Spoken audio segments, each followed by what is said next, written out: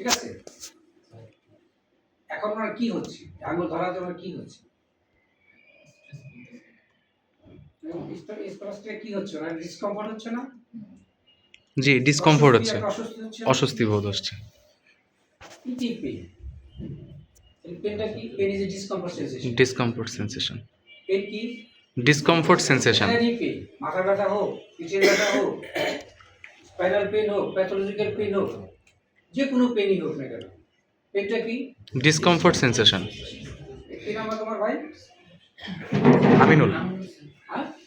তো যে অসুখ হবে, যে অসুস্থ, সে কি নর্মাল বিহেভ করতে পারবে? না, ইল বিহেভ করবে। এটা কি? Discomfort sensation. Discomfort sensation, pain. এখন ধরেন যে এটা সময়ের সাথে সাথে এটা কি বাড়বে না কমবে? বাড়বে। অস্বস্তি ভাবটা আরো বাড়বে না? জি স্যার।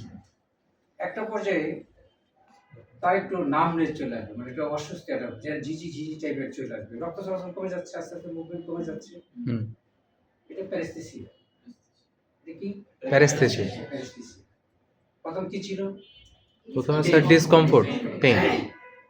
আমাদের বেস্ট ফ্রেন্ড, এটা ছিল স্টেজ 1। চলে আসলো কোথায়? প্যারেস্থেসিয়া। এই প্যারেস্থেসিয়াটা যদি লং টাইম থাকে, আমি তো 2-3 দিন হয়ে গেল আমি সারতেছি না, উনিও সারাচ্ছেন না, তখন কি হবে?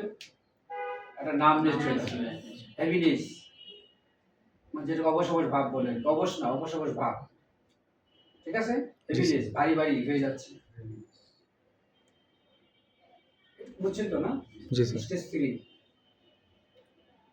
এইটা ধরে যে আর উনি ছাড়ালো না, আমিও ছাড়লাম না, তাহলে একটা পরে 6 মাস হয়ে গেছে, কি হবে? আঙুলটা স্যার নেক নষ্ট হয়ে যাবে। নার্ভ নষ্ট হয়ে যাবে, মাসেল শুকিয়ে যাবে, কন্ট্রাকচার হবে না, মাসেল শুকিয়ে যাবে, অ্যাট্রফি। অ্যাট্রফি। ঠিক আছে? এটা স্টেজ 4 বা প্যারালাইসিস। বুঝতে পারছেন না? আপনার কি নাম? এরশাদ। হ্যাঁ, দাঁড়ান। তাহলে প্রথমে কি ছিল? পেইন। আপনার কাছে যদি কোনো রোগী পেইন নিয়ে আসে, এটা ভালো না খারাপ? ভালো। ভালো, মানে স্টেজ 1 এ আছে।